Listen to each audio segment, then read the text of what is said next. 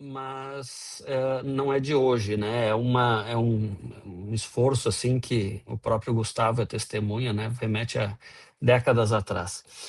E nesse contexto eu quis trazer para vocês um pouco da história, né? Oslo em 2006, quando foi dado o início do chamado então processo que leva ao fim com a Convenção sobre Munições Cluster, justamente após o uso massivo por parte de Israel no sul do Líbano, num conflito, vamos dizer assim, isolado contra o Hezbollah, né?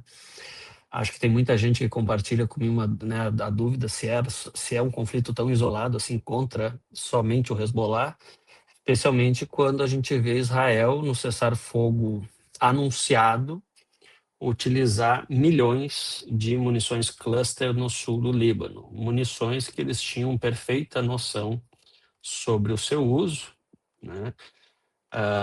Eu lembro no modelo M45, M46 e M42, são munições que contaminaram o sul do Líbano em 2006, e o uso massivo no cessar-fogo anunciado foi interpretado por muitos naquela época como uma forma de transformar o sul do Líbano numa área, vamos dizer assim, densamente contaminada pelas submunições.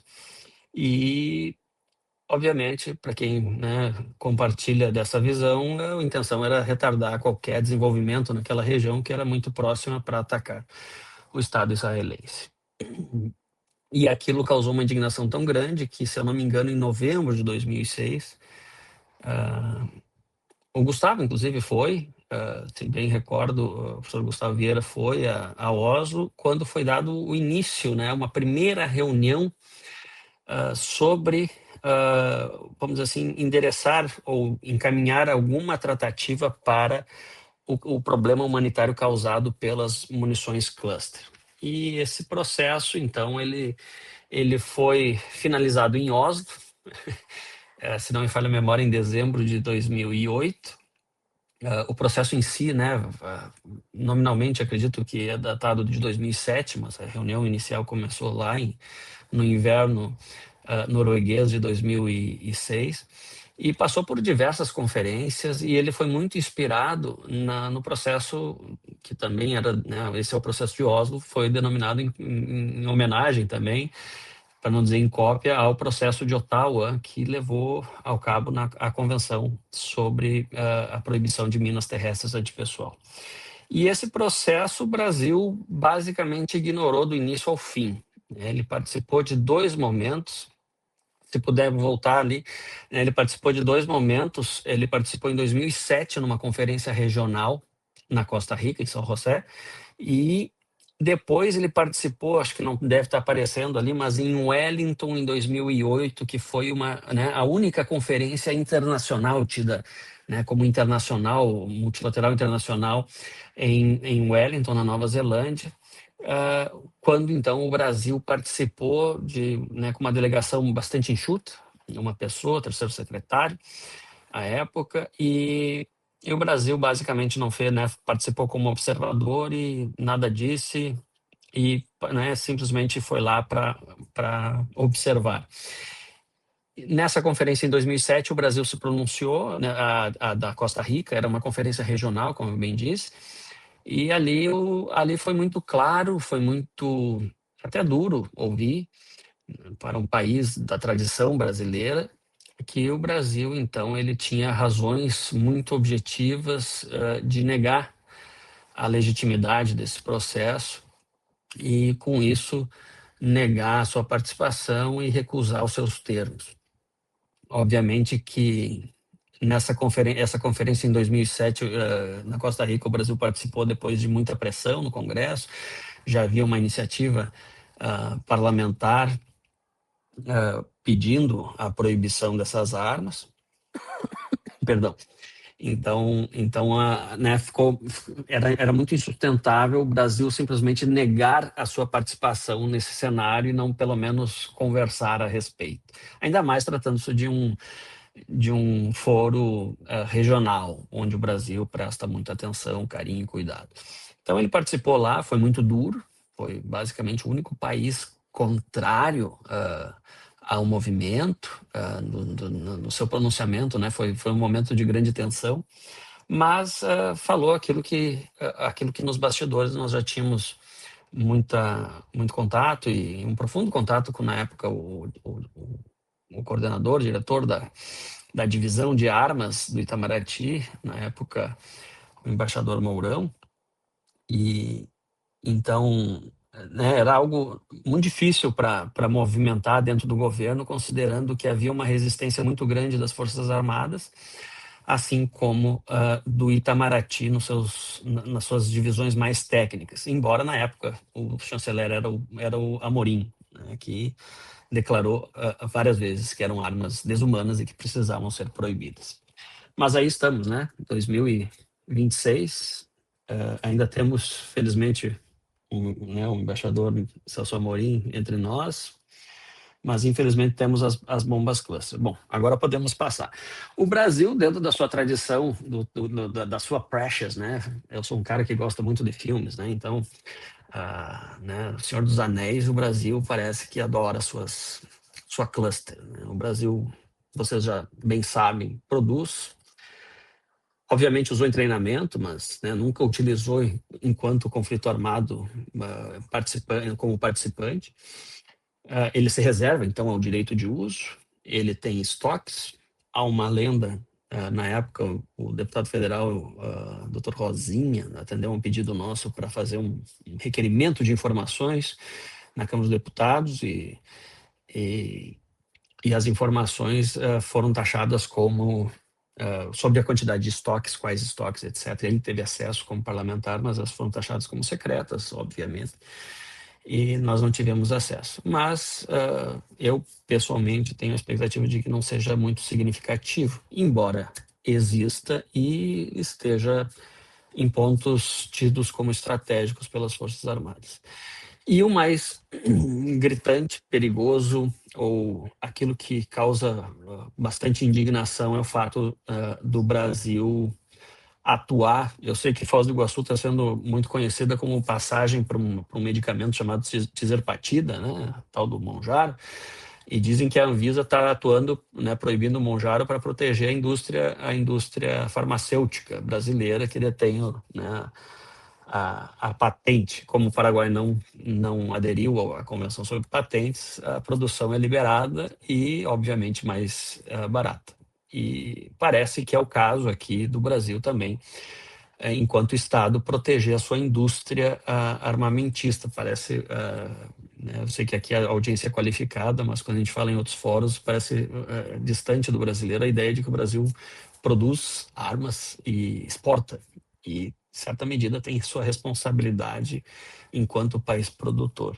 Então, né, o Brasil exporta essa arma, são várias, não foi uma vez só, né, mas uma vez que nos causa bastante indignação, que é o mais recente, que foi descoberto restícios de submunição no Iêmen, quando a Anistia Internacional, então, identificou e, né, as bombs made in Brazil, né, as bombas produzidas no Brasil lá, estavam bem bonitinhas lá com a nossa bandeirinha, matando inocentes afora. E o que, obviamente, só foi possível descobrir essas bombas e essas submunições que não explodiram porque essas armas possuem uma falha, um defeito que, né, alguns mais conspiratórios entendem como um defeito até provocado, como uma maneira de minar o campo adversário.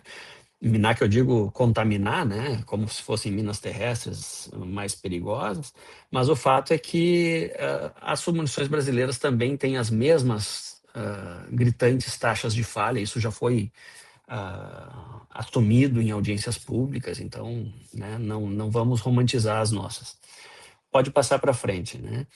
Então, nessa próxima aqui, eu só trago essa foto ali ao fundo, que é, né, eu trabalhei durante 11 anos na Fronteira da Paz, em Santana do Livramento, fronteira com Ribeira. Lá tínhamos um grupo de práticas em direito internacional, E esse grupo fez, inclusive, essa foto ali era de uma ação ali entre, né, a bandeira brasileira e a bandeira uruguaia no Parque Internacional, né? O gaúcho tem mania de grandeza, né? É uma praça, mas é um parque, né?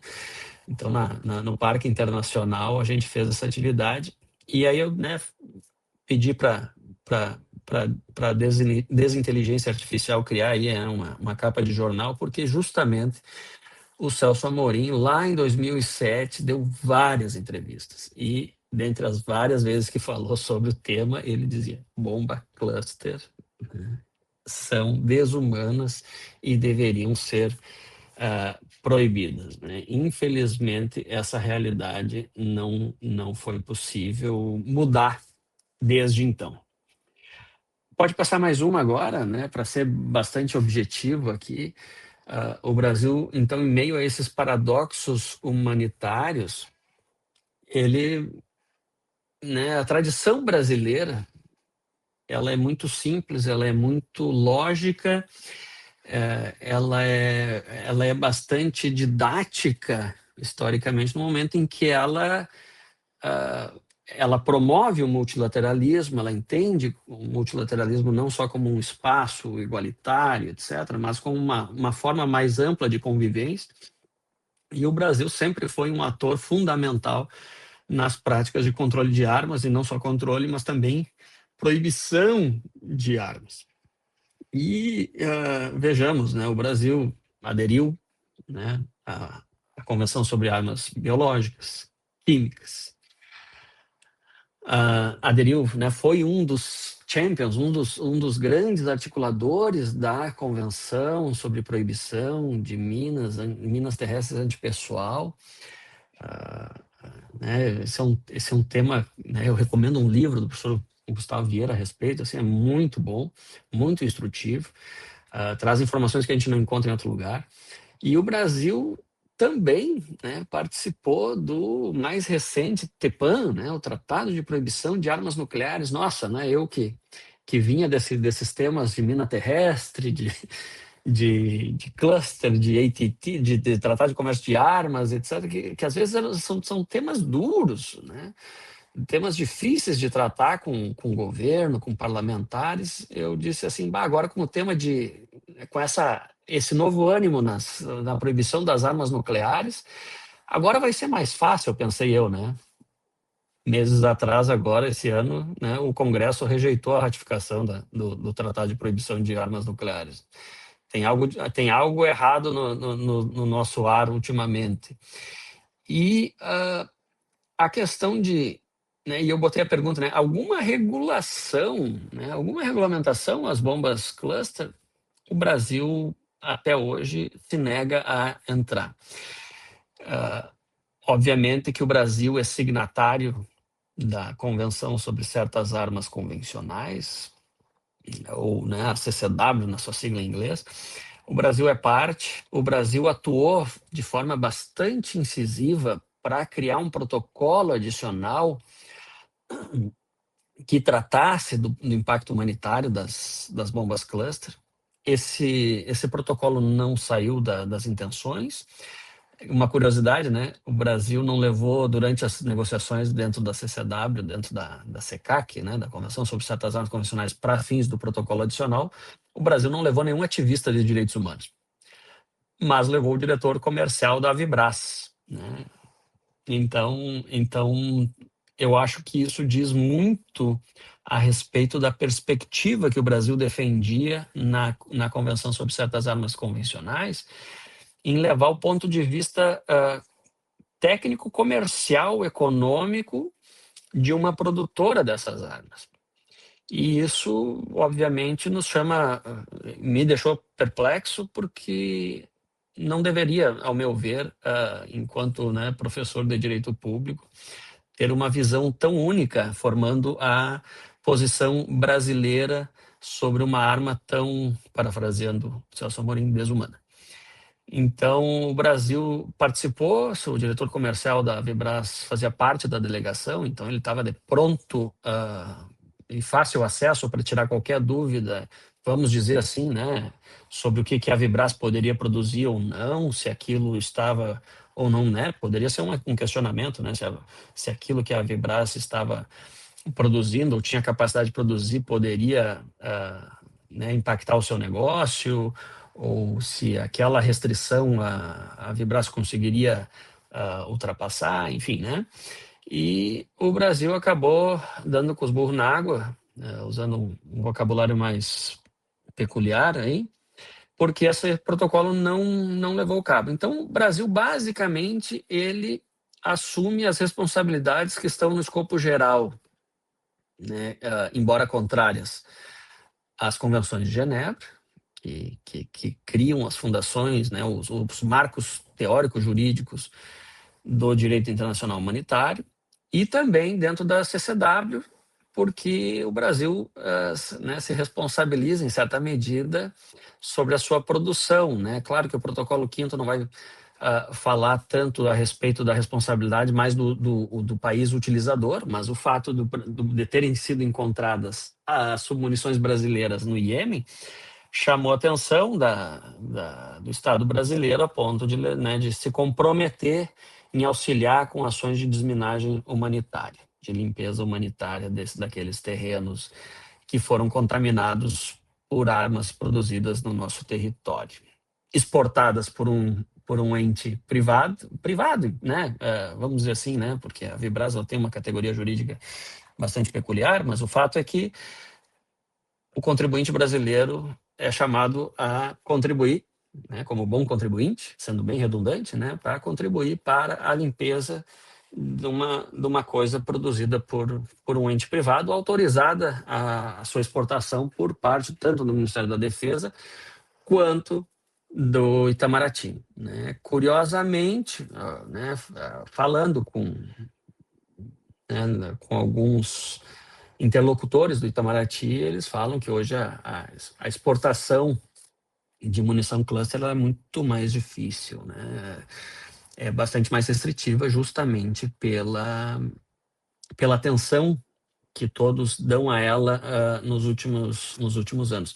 E isso reforça muito a atividade que o Desarme promove, porque embora a gente saiba que o melhor cenário seja os países aderindo, se comprometendo, destruindo seus estoques, fazendo a limpeza, se num primeiro momento isso não é possível, pelo menos o impacto simbólico da proibição atinja as esferas de decisão no âmbito daquele estado. Então, a gente comemorava até pouco tempo atrás que os Estados Unidos tinham tirado minas terrestres do seu escopo de persuasão militar e de defesa militar. Né? Isso mudou recentemente, mas o fato é que, tratando-se de munição cluster, é curioso, se não um paradoxo, que os Estados Unidos tenha criticado tanto a Rússia por ter utilizado na Ucrânia munição cluster, e em determinado momento, poucos meses depois, era o próprio Estados Unidos que estava exportando munição cluster para a Ucrânia usar